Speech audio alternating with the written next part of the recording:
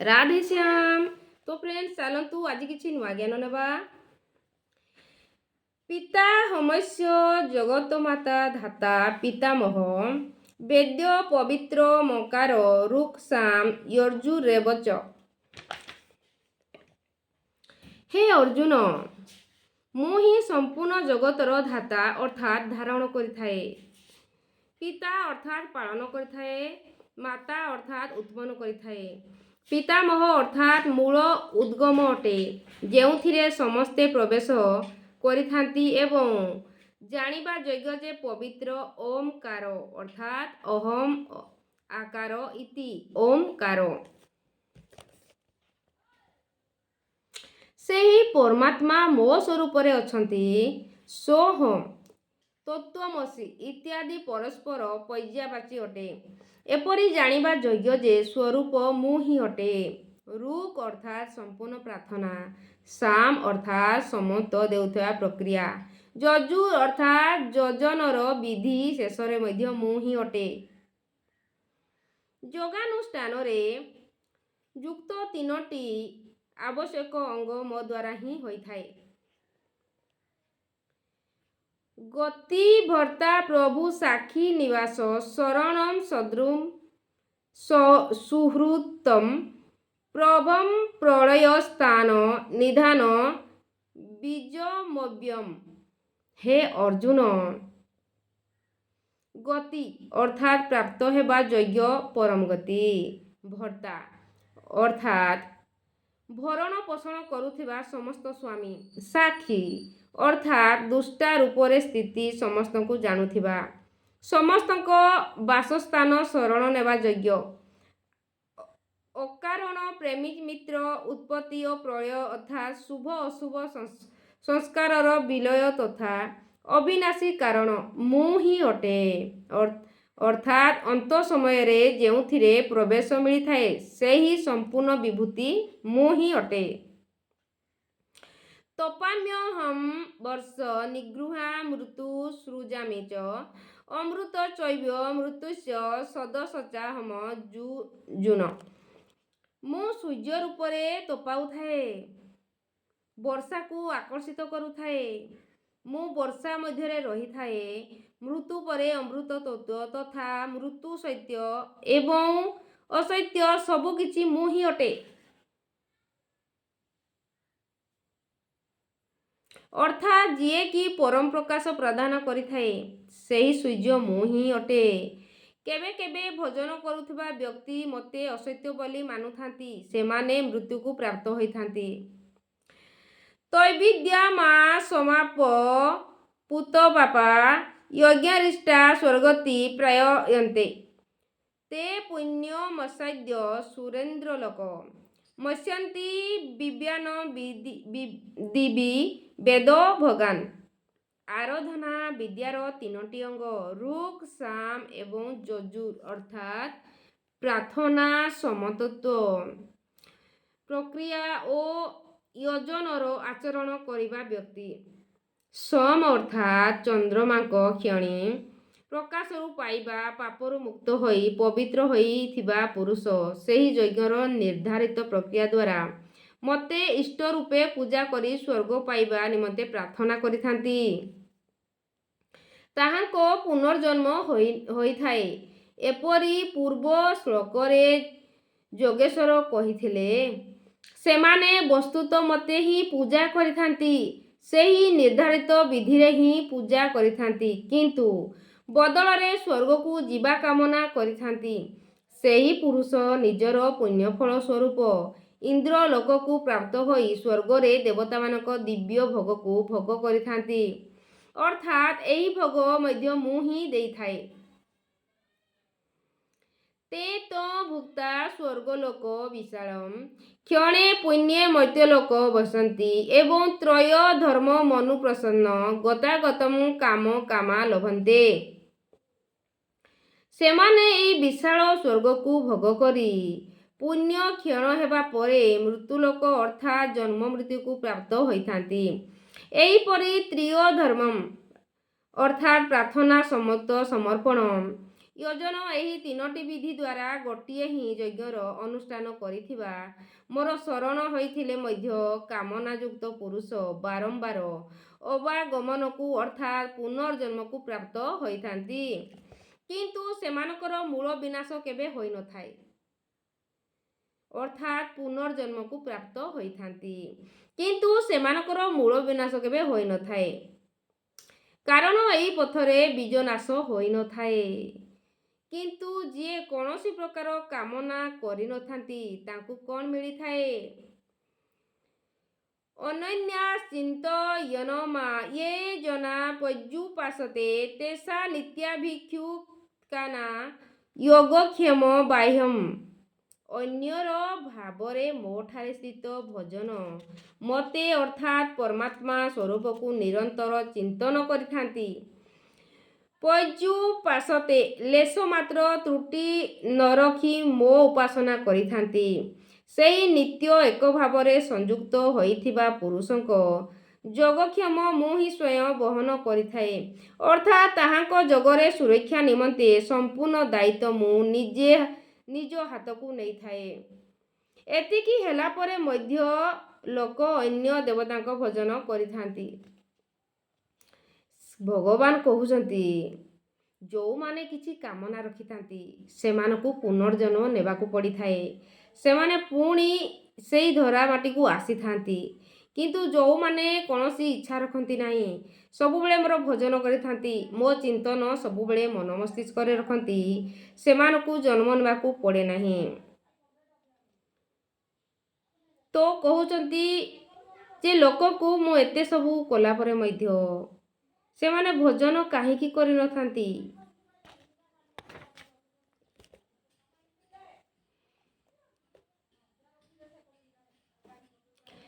ୟେ ପୈନ୍ୟ ଦେବତା ଭକ୍ତା ଯଜନ୍ତେ ଶ୍ରଦ୍ଧାୟା ନିତ୍ୟା ତପି ମାନବେ କନ୍ତୟ ଯଜନ୍ତି ବିଧିପୂର୍ବକମ୍। ହେ କନ୍ତେୟ, ଶ୍ରଦ୍ଧାଯୁକ୍ତ ଯେଉଁ ଭକ୍ତ ଭିନ୍ନ ଭିନ୍ନ ଦେବତାଙ୍କୁ ପୂଜା କରିଥାନ୍ତି ସେ ମଧ୍ୟ ମୋତେ ହିଁ ପୂଜା କରିଥାନ୍ତି। ଯେ ଶ୍ରଦ୍ଧାପୂର୍ବକ ଯେଉଁ ଭକ୍ତ ଅନ୍ୟ ଭଗବାନଙ୍କୁ ମଧ୍ୟ ପୂଜା କରିଥାନ୍ତି, ଅନ୍ୟ ଦେବତାକୁ ପୂଜା କରିଥାନ୍ତି, ସେ ମଧ୍ୟ ମୋତେ ହିଁ କରୁଥାନ୍ତି, କାରଣ ସେଠାରେ ଦେବତା ନାମରେ କୌଣସି ବସ୍ତୁ ହିଁ ନାହିଁ। କାରଣ ସେମାନେ ଆଉ ଯାହାକୁ ଭଗବାନ ଭାବିକି ପୂଜା କରନ୍ତି ସେହି ଜାଗାରେ ଭଗବାନ ବୋଲି କୌଣସି ବସ୍ତୁ ହିଁ ନଥାନ୍ତି। କିନ୍ତୁ ସେମାନଙ୍କ ସେହି ପୂଜା ଅବିଧିପୂର୍ବକ ତ ଅଟେ, କିନ୍ତୁ ସେହି ପୂଜାଟି ଅବିଧିପୂର୍ବକ ଅଟେ, ମୋର ପ୍ରାପ୍ତି ବିଧି ଠାରୁ ପୃଥକ୍ ଥାନ୍ତି, ଯେ ମୋତେ ପ୍ରାପ୍ତି ପାଇବା ଠାରୁ ପୃଥକ୍ ହେଇଥାନ୍ତି। ଏଠାରେ ଯୋଗେଶ୍ୱର ଶ୍ରୀକୃଷ୍ଣ ଦ୍ୱିତୀୟ ଥର ଦେବତାମାନଙ୍କ ପ୍ରକରଣକୁ ନେଲେ।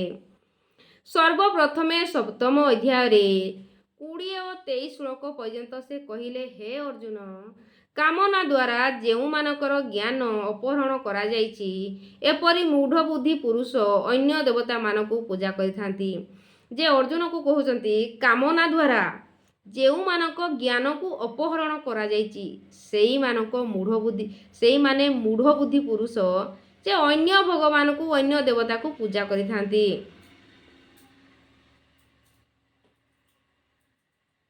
ଏବଂ ଯେଉଁଠାରେ ପୂଜା କରିଥାନ୍ତି ସେଠାରେ ଦେବତା ନାମକ ସକ୍ଷମ ସତ୍ତା ତ ରହିନଥାଏ। ଯେଉଁଠାରେ ପୂଜା କରିଥାନ୍ତି ସେଠାରେ ଦେବତା ନାମକ କୌଣସି ସତ୍ତା ହିଁ ନଥାଏ। କିନ୍ତୁ ଅଶ୍ୱତଥ୍ ପଥର, ଭୂତ, ଭବାନୀ ଅଥବା ଅନ୍ୟତ୍ର ଯେଉଁଆଡ଼କୁ ସେମାନଙ୍କର ଶ୍ରଦ୍ଧା ଢଳି ଯାଇଥାଏ ସେଠାରେ ବସ୍ତୁତଃ କୌଣସି ଦେବତା ହିଁ ନାହିଁ। ମୁଁ ହିଁ ସର୍ବତ୍ର ରହିଛି। ଭଗବାନ କହୁଛନ୍ତି, ସେମାନେ ଯେଉଁଆଡ଼େ ଢଳିଗଲେ ମଧ୍ୟ କୌଣସି ଜାଗାରେ ଭଗବାନ ହିଁ ନାହିଁ। ସବୁ ଜାଗାରେ, ସର୍ବତ୍ର ଜାଗାରେ କେବଳ ମୁଁ ହିଁ ରହିଛି। ସେହି ସ୍ଥାନରେ ହିଁ ମୁଁ ହିଁ ଉପସ୍ଥିତ ହୋଇ ସେମାନଙ୍କ ଶ୍ରଦ୍ଧାକୁ ସେହି ସ୍ଥାନରେ ସ୍ଥିର କରିଥାଏ। ଏଠି ଭଗବାନ କହୁଛନ୍ତି ଯେ ସେମାନେ ଅନ୍ୟ ଦେବତାକୁ ଯେତେବେଳେ ପୂଜା କରନ୍ତି ସେଇଠି ମଧ୍ୟ ମୁଁ ସେଇଠି ସ୍ଥିତ ଥାଇ ସେମାନଙ୍କୁ ହିଁ ତାଙ୍କର ପୂଜାକୁ ମୁଁ ପାଉଥାଏ, ମୁଁ ହିଁ ସ୍ଥିର କରିଥାଏ, ମୁଁ ହିଁ ଫଳରେ ବିଧାନ କରି ଅର୍ଥାତ୍ ଫଳ ଦେଇଥାଏ, ମୁଁ ହିଁ ଫଳ ଦେଇଥାଏ।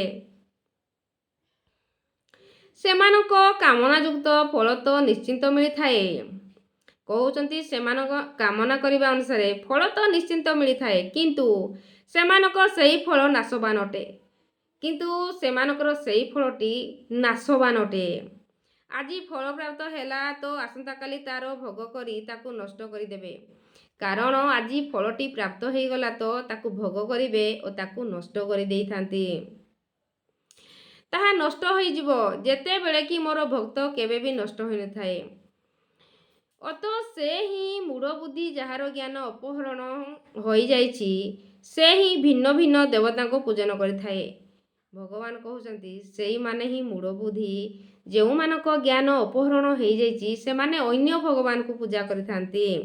ପ୍ରସ୍ତୁତ ଅଧ୍ୟାୟରେ 23 ଠାରୁ 25 ଶ୍ଲୋକ ପର୍ଯ୍ୟନ୍ତ ଯୋଗେଶ୍ୱର ପୁନଃ ଦୋହରାଉଛନ୍ତି, ହେ ଅର୍ଜୁନ, ଯିଏ ଶ୍ରଦ୍ଧା ଦ୍ୱାରା ଭିନ୍ନ ଭିନ୍ନ ଦେବତାକୁ ପୂଜନ କରିଥାନ୍ତି, ସେମାନେ ମୋତେ ହିଁ ପୂଜନ କରିଥାନ୍ତି, କିନ୍ତୁ ତାହା ଅବିଧିପୂର୍ବକ ଅଟେ। ଯିଏ ଶ୍ରଦ୍ଧା କରିକି ମଧ୍ୟ ଅନ୍ୟ ଦେବତାକୁ ପୂଜା କରିଥାନ୍ତି, ସେମାନଙ୍କ ଅଜଣାତରେ କେବଳ ଶ୍ରୀକୃଷ୍ଣକୁ ହିଁ ପୂଜା କରିଥାନ୍ତି, କିନ୍ତୁ ସେ କଥାଟି ବିଧିପୂର୍ବକ ନୁହେଁ, ସେଇ କଥାଟି ଅବିଧିପୂର୍ବକ। ଓକେ,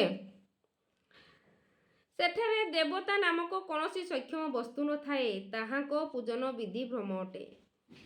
ସେଠାରେ ଦେବତା ନାମକ କୌଣସି ବସ୍ତୁ ନଥାଏ, ତାଙ୍କର ବିଧି ଭ୍ରମ ଅଟେ। ବର୍ତ୍ତମାନ ପ୍ରଶ୍ନ ଉଠୁଛି ଯେ ଯେତେବେଳେ ସେମାନେ ମଧ୍ୟ ପ୍ରକାରାନ୍ତରେ ଆପଣଙ୍କ ହିଁ ପୂଜନ କରିଥାନ୍ତି ଏବଂ ଫଳ ମଧ୍ୟ ପ୍ରାପ୍ତ ହୋଇଥାଏ, ତେବେ ଦୋଷ ବା କ'ଣ? ଏଇଠି ପ୍ରଶ୍ନ ଉଠୁଛି ଯେ ଯଦି ସେମାନେ ଆପଣଙ୍କ ପୂଜା ହିଁ କରିଥାନ୍ତି, ସେମାନଙ୍କ ପୂଜା ହିଁ କରିଥାନ୍ତି ଓ ଫଳ ମଧ୍ୟ ପ୍ରାପ୍ତ ହୋଇଥାଏ, ତ ତେବେ ଦୋଷ ବା କ'ଣ? ସେଇଠି ପଚାରୁଛନ୍ତି। ଅହଂ ହି ସର୍ବୟ ଜ୍ଞାନା ଭକ୍ତା ଚ ପ୍ରଭୁରେବ ଚ ନଚୁ ମାମାଭିନା ଜାନନ୍ତି ତତେ ନାଶ୍ଚର୍ଯ୍ୟ ବନ୍ତିତେ। ସମ୍ପୂର୍ଣ୍ଣ ଯଜ୍ଞର ଭକ୍ତା ଅର୍ଥାତ୍ ଯଜ୍ଞ ଯେଉଁଥିରେ ବିଲୟ ହୋଇଥାଏ, ଯଜ୍ଞର ପରିଣାମରେ ଯାହା ମିଳିଥାଏ ତାହା ମୁଁ ହିଁ ଅଟେ ଏବଂ ସ୍ୱାମୀ ମଧ୍ୟ ମୁଁ ହିଁ ଅଟେ, କିନ୍ତୁ ସେମାନେ ତତ୍ତ୍ୱ ଦ୍ୱାରା ମୋତେ ସମ୍ୟକ୍ ରୂପେ ଜାଣନ୍ତି ନାହିଁ।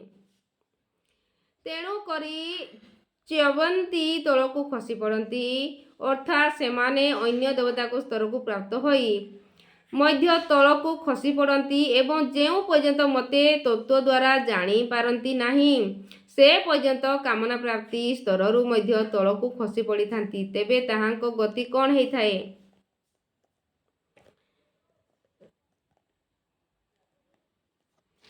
ଏଠି ଭଗବାନ କହୁଛନ୍ତି ସେମାନେ ଯେ ମୋତେ ସ୍ମରଣ କରି ପୂଜା ତ କରନ୍ତି ନାହିଁ, ଅନ୍ୟ ଦେବତାକୁ ପୂଜା କରନ୍ତି, ତ ଜିନିଷଟି ପ୍ରାପ୍ତ ହେଲା ପରେ ମଧ୍ୟ ସେମାନେ ତଳକୁ ଖସି ପଡ଼ନ୍ତି। ସେମାନେ ତତ୍ତ୍ୱ ଦ୍ୱାରା କିଛି ଜାଣିପାରନ୍ତି ନାହିଁ ଓ କାମନା ପ୍ରାପ୍ତି ସ୍ତରରୁ ତଳକୁ ଖସି ପଡ଼ନ୍ତି। ତେବେ ତାହାଙ୍କର ଗତି କ'ଣ ହେଇଥାଏ? ୟାନ୍ତି ଦେବବ୍ରତା ଦେବାନ୍ ପିତॄନ୍ ୟାନ୍ତି ପିତୃବ୍ରତାଃ ଭୂତାନି ୟାନ୍ତି ଭୂତେଜୋ ୟାନି ମଦ୍ୟାନି ଯୋ ମାମ୍। ହେ ଅର୍ଜୁନ, ଦେବତାଙ୍କୁ ପୂଜନ କରିବା ବ୍ୟକ୍ତି ଦେବତାମାନଙ୍କୁ ପ୍ରାପ୍ତ ହୋଇଥାନ୍ତି। ଦେବତା ପରିବର୍ତ୍ତନ ସର୍ତ୍ତା ଅଟନ୍ତି। ସେହି ବ୍ୟକ୍ତି ନିଜର ସତ୍କର୍ମ ଅନୁସାରେ ଜୀବନ ବ୍ୟତୀତ କରିଥାଏ। ଯେ ଦେବତାଙ୍କୁ ପୂଜନ କରିବା ବ୍ୟକ୍ତି ଦେବତାକୁ ପ୍ରାପ୍ତି ହୋଇଥାନ୍ତି ଓ ଦେବତା ପରିବର୍ତ୍ତନ ସର୍ତ୍ତା ଅଟନ୍ତି। ଦେବତା ପରିବର୍ତ୍ତନ ପାଇଁ ସର୍ତ୍ତା ଅଟନ୍ତି।